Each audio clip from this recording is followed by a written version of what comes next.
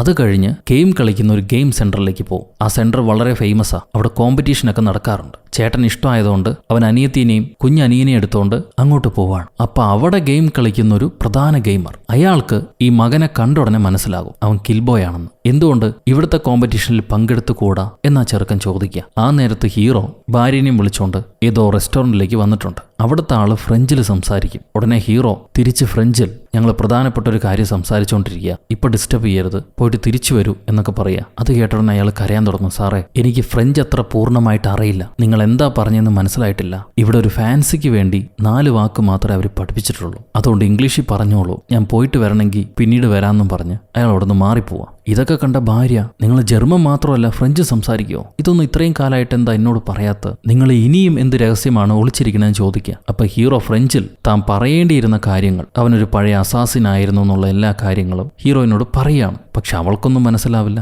ഇനി അത് ഇംഗ്ലീഷിലും കൂടെ പറയുന്നു പറയുമ്പം ഹീറോ മിണ്ടാതിരിക്കും. ഈ നേരത്ത് മോളും മോനും ഒരു ഗെയിമർ ചെറുക്കനെ കണ്ടുമുട്ടിയില്ലേ? ആ ചെറുക്കന് നമ്മുടെ മോളെ ഇഷ്ടപ്പെട്ടിട്ടുണ്ട്. അവൻ നൈസായി പഞ്ചാര അടിച്ചുകൊണ്ടിരിക്കുക. ആ നേരത്ത് ഇതേ ഗെയിം സെന്ററിലേക്ക് വേറെ ഒരു ഗെയിമിംഗ് ലേഡി വരുന്നുണ്ട്. ആ പെൺകുട്ടി ഈ ഗെയിമർ ചെറുക്കനെ വിളിക്കുമ്പം അവൻ പറയും, എന്നെക്കാളും നല്ല ഗെയിമർ കിൽബോയ, ഇപ്രാവശ്യം നീ അവനെ വിളിച്ചുകൊണ്ട് പോയി കളിക്കുക, എന്തായാലും ഈ കോമ്പറ്റീഷൻ വിജയിക്കുമെന്ന്. സോ ആ പെൺകുട്ടി നമ്മുടെ മൂത്ത മോനെ വിളിച്ചുകൊണ്ട് പോവാണ് ഗെയിം കളിക്കാൻ. ഈ നേരത്ത് ഹീറോ മക്കൾ മുറിയിൽ തന്നെ ഉണ്ടോ, അവർക്ക് എന്തെങ്കിലും പറ്റിയോന്ന് അറിയാൻ വേണ്ടി മുറിയിലേക്ക് കോൾ ചെയ്യുക. പിള്ളേര് ഫോൺ എടുക്കുന്നില്ല. സോ എത്രയും പെട്ടെന്ന് തിരിച്ചു പോകാം, മക്കൾ റെസ്പോണ്ട് ചെയ്യുന്നില്ല എന്നും പറഞ്ഞ് ഹീറോ ഭാര്യയും വിളിച്ചുകൊണ്ട് തിരികെ വരും. തിരികെ വന്നവരെ മുറി നോക്കുമ്പം ആരൊക്കെയോ പുതച്ച് മൂടി കിടക്കുന്നുണ്ട്. അത് പിള്ളേര് തന്നെ ആയിരിക്കും എന്ന് ഇവർ വിചാരിക്കുകയാണ്. അത് കഴിഞ്ഞ് കുളിച്ചിട്ട് നമ്മൾ ചെയ്യാനുള്ള കാര്യങ്ങൾ ചെയ്തേക്കാം, ഈ വികാസിൽ വന്നിട്ട് വെറുതെ ഇരിക്കണ്ടെന്നും പറഞ്ഞ് ഭാര്യ ചെന്ന് കുളിച്ച് നല്ലൊരു പാട്ടൊക്കെ വെച്ച് ഒരു മൂഡ് ക്രിയേറ്റ് ചെയ്യാണ് ആ മുറിയിൽ. അപ്പോഴായിരിക്കും ദൂരെ നിന്ന് 2 പേര് പോയിന്റ് ചെയ്ത് ലേസർ ഗണ്ണ് വെച്ച് ഹീറോയെ ഷൂട്ട് ചെയ്യാൻ നോക്കുന്നു. ഇതേ നേരത്ത് ഏതോ ഒരു കരിങ്കുപ്പായൊട്ടവൻ ഹീറോയിന്റെ വാ പൊത്തിപ്പിടിച്ച് അവളെ പിടിക്കുന്നുണ്ട്. ഇവിടെ ഹീറോ ആവട്ടെ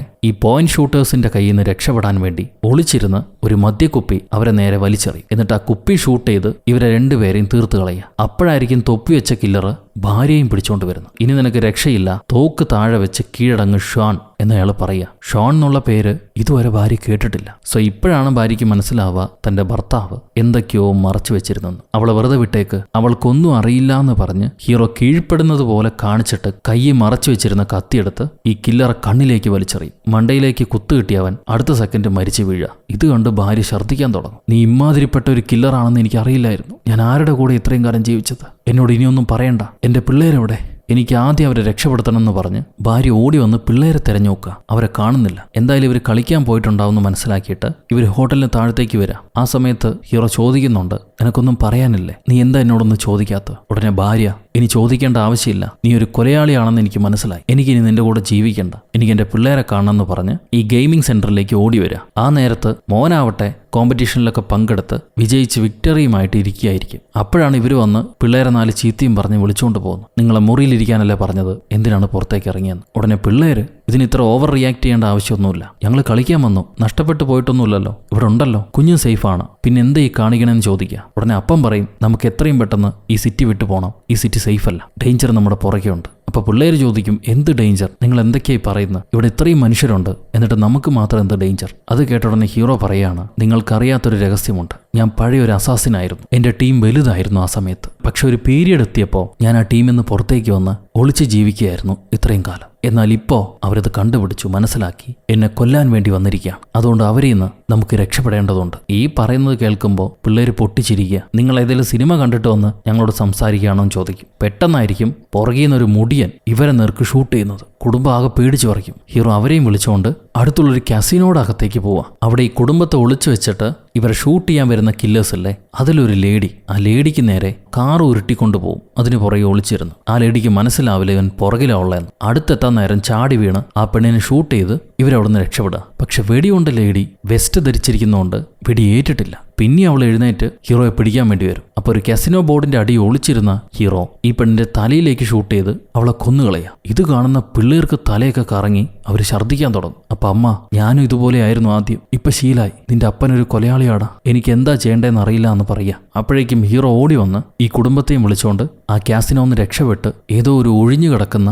ലോഡ്ജിലേക്ക് അവരെ കൊണ്ടുവരാം. എന്നിട്ട് തന്റെ പഴയ കഥകളെല്ലാം ഹീറോ കുടുംബത്തോട് പറയും. ചെറുപ്പത്തിലെ അമ്മ മരിച്ചതാണ്, ഒരു ബോർഡിങ്ങിലാണ് വളർന്നത്, 18 വയസ്സായപ്പം ആർമിയിൽ ചേർന്നു. ആ ആർമിയിൽ മക്കാഫ്രി എന്നൊരു ക്യാപ്റ്റൻ ഉണ്ടായിരുന്നു. പുള്ളിക്കാരൻ സ്പെഷ്യൽ ഫോഴ്സിലേക്ക് ഹീറോയെ റിക്രൂട്ട് ചെയ്തു. അങ്ങനെ ആ സ്പെഷ്യൽ ഫോഴ്സ് ഒരു സ്പൈ ഗ്രൂപ്പാ. അത് ഹീറോയെ രാജ്യങ്ങളെല്ലാം പറഞ്ഞു വിട്ട് പ്രധാനപ്പെട്ട തീവ്രവാദികളെയും ഡ്രഗ് ലോഡ്സിനെയും വകവരുത്താണ് ചെയ്തിരുന്നത്. അങ്ങനെ എത്ര പേരെ ഇല്ലാതാക്കിയിട്ടുണ്ട് എന്ന് ചോദിക്കുമ്പോൾ 26 എന്ന് ഹീറോ പറയും. 26 പേരെ കൊന്നുകഴിഞ്ഞോ എന്ന് ചോദിക്കുമ്പോൾ അല്ല, 26 ഓപ്പറേഷന് ഞാൻ പോയിട്ടുണ്ട്, എത്ര പേരെയാണെന്നുള്ളത് കണക്കെടുത്തിട്ടില്ല, ഒരു 40 കാണും. 40 ചിലപ്പോൾ 50 ആവാം. പക്ഷെ അവരെല്ലാം മോശം ആൾക്കാരായിരുന്നു, നൊട്ടോറിയസ് ക്രിമിനൽസ് ആയിരുന്നു. ഇത് കേൾക്കുമ്പോൾ മോൻ ചോദിക്കുകയാണ്, നിങ്ങൾ എന്തൊരു ഹിപ്പോക്രിറ്റാണ് ഡാഡി, ഞാൻ ഗെയിമിൽ ഒരു 4 പേരെ ഷൂട്ട് ചെയ്യുന്ന കണ്ടിട്ട് അത് വയലൻസ് ആണെന്നും പറഞ്ഞ് ഗെയിം വരെ നിർത്തിച്ച, എന്നിട്ട് നിങ്ങൾ എന്തൊക്കെയാണ് ഈ കാണിച്ചിരിക്കുന്നത്. ഇത് കേട്ട് ഹീറോ പറയും, ഞാൻ എൻ്റെ കഥ പറഞ്ഞു തീർക്കട്ടെ, ഒന്ന് സമാധാനിക്ക്. ഈ ക്യാപ്റ്റൻ മക്കാഫ്രി എൻ്റെ അച്ഛനെ പോലെയായിരുന്നു. ആദ്യമൊക്കെ എന്നോട് നന്നായി പെരുമാറി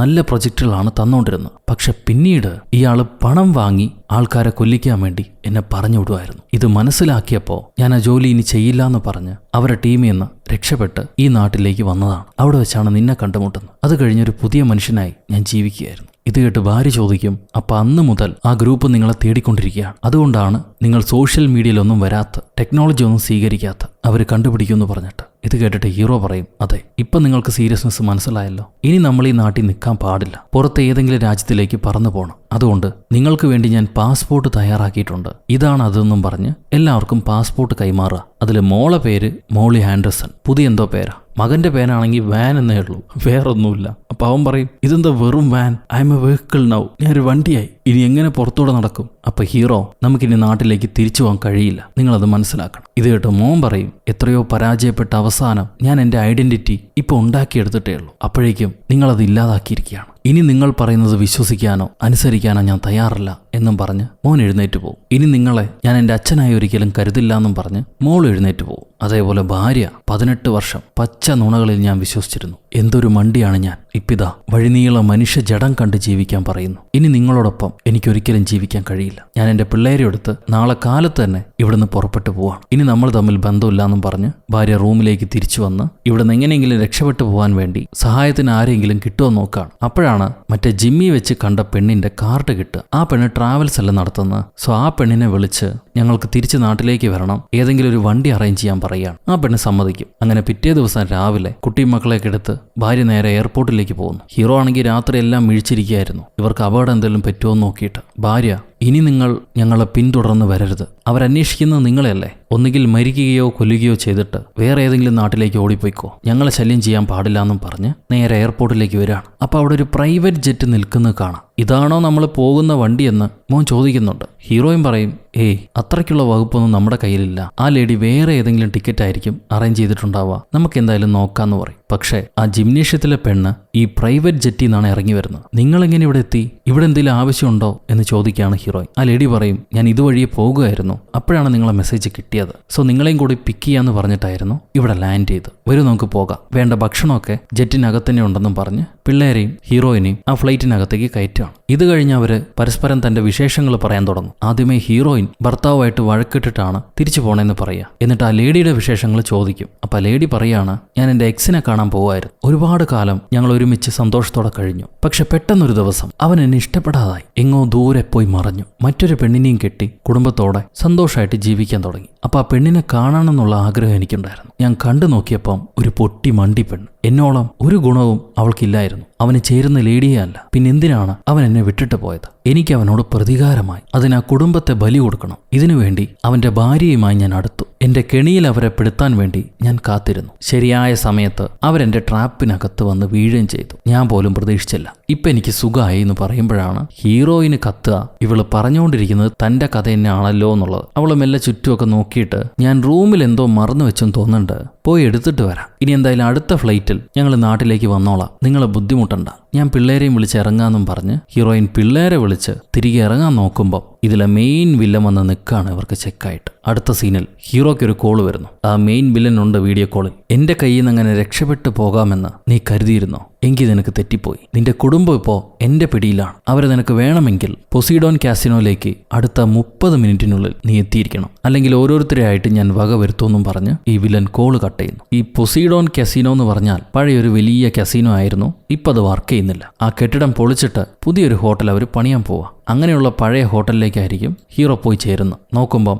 കുറേയധികം ഗുണ്ടകൾ ഹീറോയും കാത്തു നിൽപ്പുണ്ടാവും. ബിൽഡിങ്ങിന്റെ മണ്ടയിലാണ് ആ മെയിൻ വില്ലനും പിന്നെ ചന്തക്കാരി ലേഡിയും ഹീറോയുടെ കുടുംബം ഉള്ളത്. ഒരു മൊട്ടത്തലയൻ ഹീറോയെ വന്ന് വിളിച്ചുകൊണ്ട് പോകുന്നു. കൈയൊക്കെ കെട്ടിവെച്ചിട്ടുണ്ട്. മെയിൻ വില്ലൻ ഹീറോയെ കാണുമ്പോൾ നിന്റെ അപ്പനൊരു ഹഗ് തന്നൂടടാ എന്ന് ചോദിക്കുകയാണ് തന്ത. ഇപ്പം ഇതിന്റെ ആവശ്യമുണ്ടോ ഡാഡി എന്ന് പറയും ഹീറോ. അപ്പോഴാണ് പിള്ളേർക്ക് മനസ്സിലാവുക ഈ മെയിൻ വില്ലൻ അവരുടെ അപ്പൂപ്പനാണെന്ന്. അപ്പൂപ്പൻ ഒരു ബ്രിട്ടീഷുകാരനായിരുന്നു. അങ്ങനെയാണെങ്കിൽ അപ്പനും ബ്രിട്ടീഷുകാരനാ. തന്റെ പാരമ്പര്യം തന്നെ ഇപ്പോഴാണ് പിള്ളേർക്ക് മനസ്സിലാവുന്നത്. ഞാൻ ആരാണെന്ന് ഇവൻ നിങ്ങളോട് പറഞ്ഞില്ലേ എന്ന് ചോദിക്കും തന്തവില്ലൻ. അതിന് ഭാര്യ പറയാണ്, അവൻ പറഞ്ഞ പ്രസംഗത്തിൽ ആ ഒരു ഭാഗം മാത്രം കട്ട് ചെയ്ത് മാറ്റിയിരുന്നു. ഇപ്പം എനിക്ക് മനസ്സിലായി ആ പ്രസംഗം മുഴുവൻ അവൻ ഉണ്ടാക്കി പറഞ്ഞാണെന്ന്. സോ സത്യത്തിൽ ഈ ആർമി പോയതും അവിടുത്തെ ക്യാപ്റ്റൻ ട്രെയിൻ ചെയ്തതും എല്ലാം ഹീറോ പറഞ്ഞ പച്ചക്കള്ളമായിരുന്നു. ഹീറോയുടെ അപ്പൻ ഒരു വാടക കൊലയാളിയാണ്. അതേപോലെ മകനെയും ട്രെയിൻ ചെയ്ത് വളർത്തിയിരുന്നു. ഒരു സമയമായപ്പം കുടുംബമായിട്ട് സമാധാനത്തോടെ ജീവിക്കണമെന്ന് ആഗ്രഹിച്ച് ഹീറോ ഇറങ്ങി ഓടിപ്പോയതാ. ഇപ്പൊ വില്ലൻ, നീ എന്നെ വിട്ടുപോയതുകൊണ്ട് എനിക്ക് നിന്നെ കൊല്ലാനുള്ള ദേഷ്യം ഉണ്ടായിരുന്നു. പക്ഷേ ഞാൻ നിനക്ക് തന്ന ട്രെയിനിങ്ങും സംഭാവനയും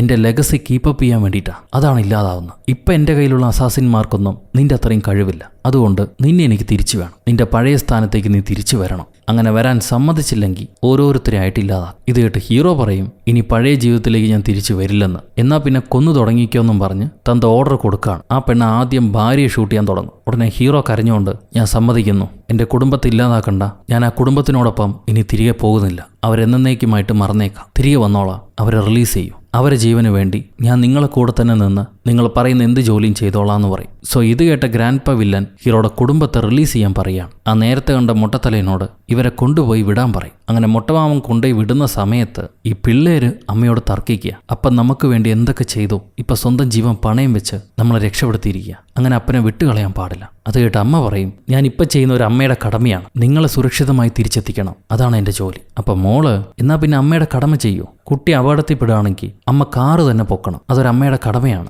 ഇത് കേട്ടിട്ട് ഹീറോയിനൊന്നും മനസ്സിലാവില്ല. അപ്പം മൊട്ട പറഞ്ഞു കൊടുക്കുകയാണ്, പണ്ടൊരു വീഡിയോ ഇറങ്ങിയിരുന്നില്ലേ, കൊച്ചു കുഞ്ഞിന്റെ മണ്ടയിൽ വണ്ടി കയറുമ്പം അമ്മ കാറ് തന്നെ പൊക്കി മാറ്റിവെക്കും. അതിനെക്കുറിച്ചാണ് മോള് പറയുന്നത്. അതായത് കറങ്ങി തിരിഞ്ഞ് അവൾ ഉദ്ദേശിക്കുന്നത് എന്നെ ഇടിച്ചിട്ട് നിങ്ങൾ തിരികെ ചെന്ന് ഭർത്താവിനെ രക്ഷപ്പെടുത്തണം. അതാണ് അവർ പറയുന്നത്. പക്ഷെ ഞാനത് സജസ്റ്റ് ചെയ്യില്ല. കാരണം എൻ്റെ കയ്യിൽ തോക്കുണ്ട്. അതുകൊണ്ട് അനുസരണയോടെ തിരികെ നടന്നോ, അതാണ് നിങ്ങൾക്ക് നല്ലതെന്ന് പറയും. ഇവരങ്ങനെ ലിഫ്റ്റിൽ കയറുന്നു. അപ്പോൾ വീണ്ടും പിള്ളേർ പറയുക, അപ്പം പോയി കഴിഞ്ഞാൽ പിന്നെ ഞങ്ങൾ സ്കൂളിലേക്ക് പറഞ്ഞു വിടുന്ന ആരാ, വെക്കേഷന് കൊണ്ടുപോകുന്ന ആരാ, സൺഡേസിൽ ചർച്ചിൽ കൊണ്ടുപോകുന്ന ആരാ. അപ്പനില്ലാത്തൊരു ജീവിതം നമുക്കില്ല, ഈ കുടുംബത്തിനില്ല. അതമ്മ മനസ്സിലാക്കണം. ഇതൊക്കെ പറയുമ്പോഴും അമ്മ ഇങ്ങനെ സ്റ്റില്ലായിട്ട് നിൽക്കുക. മോനാണെങ്കിൽ ലിഫ്റ്റിൽ കയറുമ്പം എല്ലാ സ്വിച്ചിലും പിടിച്ച് അമർത്തുന്നുണ്ട്. അപ്പനെ അവിടെ കളഞ്ഞിട്ട് വന്നാൽ നമുക്ക് തിരിച്ചൊരു ഇറ്റ് പോലും സ്നേഹമില്ലെന്നാണ് അപ്പം വിചാരിക്കുക. അങ്ങനെ ചെയ്യരുത്. അപ്പനെ ഒഴിവാക്കരുത്. പിള്ളേരിങ്ങനെ ഓരോന്ന് വീണ്ടും വീണ്ടും പറഞ്ഞുകൊണ്ടിരിക്കുന്നു. ഇത്രയും നേരം അനങ്ങാതെ നിന്ന അമ്മ കൊച്ചിന്റെ അപ്പിത്തുണി മാറ്റണമെന്നും പറഞ്ഞ് കുഞ്ഞിനെ പയ്യന്റെ കൈയിൽ കൊടുത്ത് അതിന്റെ പാമ്പേഴ്സ് ഊരി മാറ്റുകയാണ്. മാറ്റിയ ഉടനെ അതെടുത്ത് ഈ മൊട്ടത്തലേന്റെ മുഖത്തമർത്തി അയാളെ തള്ളിക്കൊണ്ടുപോയി സ്റ്റെയർ കേസിന്റെ മണ്ടയിൽ നിന്ന് താഴത്തേക്കിടും. ഒരു 10-20 നിലയുണ്ട്. പുള്ളി കറങ്ങിയടിച്ച് താഴത്തേക്ക് വീഴുക. അതുകൊണ്ട് അമ്മ ഇങ്ങനെ അന്താളിച്ച് നിൽക്കുമ്പോൾ മോൾ ഓടി വന്നിട്ട് പറയും, അമ്മ പേടിക്കണ്ട, വിഷമിക്കണ്ട,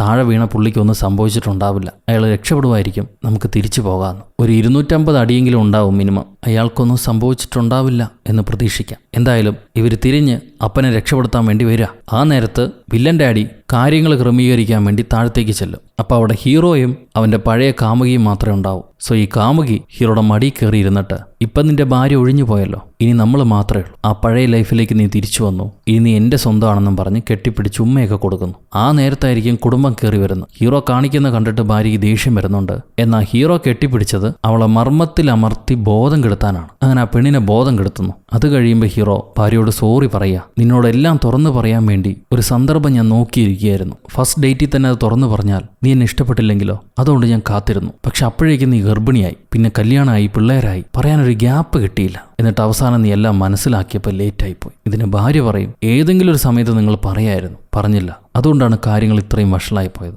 അതിന് ഹീറോ, ഏത് സമയത്ത് ഞാൻ പറഞ്ഞിരുന്നെങ്കിലും നീ എന്നെ വിട്ടിട്ട് പോയാൻ, അതുകൊണ്ടാണ് പറയാത്തതെന്ന് പറയും. ഇപ്പം മെയിൻ വില്ലന് മനസ്സിലായി മോളിൽ എന്തോ ഒരു കുഴപ്പം പറ്റിയിട്ടുണ്ട്, എത്രയും പെട്ടെന്ന് റൗഡികളുമായിട്ട് തിരിച്ചു പോകണം. ഈ നേരത്ത് മോളിൽ തന്നെ ഒരു ടെക്നിക്കൽ ഗൈ ഉണ്ടായിരുന്നു, ഡ്രോണൊക്കെ പറത്തുന്ന. അവനെ വില്ലന്മാർ വാടകയ്ക്കെടുത്ത. സോ അവനെ കൊന്നുകളയാതെ ഇവർ കെട്ടിവെക്കുന്നു. എന്നിട്ട് അവന്റെ ഡ്രോൺ പറത്തി ഈ റൗഡികൾ ഏത് വഴിയാണ് വരണേന്ന് നോക്കുക. അപ്പൊ ഹീറോ ആ ഡ്രോൺ നീ പറത്തിക്കോ, ഇപ്പൊ അവസാനമായിട്ട് ഒരു തവണ ഞാൻ പഴയ ഷോണായിട്ട് മാറണം നമ്മുടെ കുടുംബത്തിന് വേണ്ടി, അതിനെന്നോട് ക്ഷമിക്കൂന്നും പറഞ്ഞിട്ട് ഇവനോട് ഡ്രോൺ പറത്തി ആ വില്ലന്മാർ ഏത് വഴിയാണ് വരണേന്നൊക്കെ കണ്ടുപിടിച്ച് പറയാൻ പറയും. എന്നിട്ട് ഹീറോ താഴത്തേക്ക് പോകുന്നു, കുടുംബത്തെ മുകളിലേക്ക് പറഞ്ഞുവിടും. അവര് ബിൽഡിങ്ങിന്റെ ടെറസിൽ വന്നിരുന്നിട്ട് ഈ ഡ്രോൺ പറത്തി വില്ലന്മാർ എവിടേക്കാണുള്ളതെന്ന് പറഞ്ഞു കൊടുക്കുക. അതനുസരിച്ച് ഓരോ വില്ലന്മാരെയായിട്ട് ഹീറോ തീർത്ത് മുന്നോട്ട് പോവാണ്. ഈ നേരത്ത് നമ്മുടെ മെയിൻ തന്തവില്ലൻ മറ്റേ പഴയ കാമുകിയെ ഫോണിൽ വിളിച്ച് നിനക്ക് ബോധം വന്നെങ്കിൽ എഴുന്നേറ്റ്, ആ പിള്ളേര് ഡ്രോൺ പറത്തുന്നുണ്ട്, അവരെ കണ്ടുപിടിക്കുന്നു പറയും. ആ നേരത്തെ ഏകദേശം ഹീറോ അവന്റെ അപ്പന്റെ അടുത്തേക്ക് എത്തിക്കഴിഞ്ഞു. അപ്പനും വിട്ടുകൊടുക്കുന്ന മട്ടില്ല, കൂട്ടാളികളെ വെച്ച് ഷൂട്ട് ചെയ്തുകൊണ്ടിരിക്കുക. ഈ പഴയ കാമുകി വില്ലത്തി പെണ്ണ് നേരെ ബിൽഡിങ്ങിന്റെ മണ്ടയിലേക്ക് പോവാണ്. അവൾ വരുന്ന മനസ്സിലാക്കിയിട്ട് ഹീറോയിൻ തന്റെ പിള്ളേരെ ടേബിളിനടിയിൽ ഒളിച്ചിരിക്കാൻ പറയും. എന്നിട്ട് ഈ പെണ്ണ് വരുന്ന സമയം നോക്കി ലിഫ്റ്റിലേക്ക് ഷൂട്ട് ചെയ്യുമ്പോൾ ആ വില്ലത്തി ഒളിച്ചിരിക്കും. ഉണ്ട തീരുമ്പോഴാണ് പുറത്തേക്ക് വരുന്നത്. എന്നിട്ട് ഇവര് തമ്മിൽ നല്ല അടിയും പിടിയും വഴക്കും. നീ പോടി നിന്റെ അമ്മായി കൂ എന്നൊക്കെ പറഞ്ഞ് വഴക്ക്.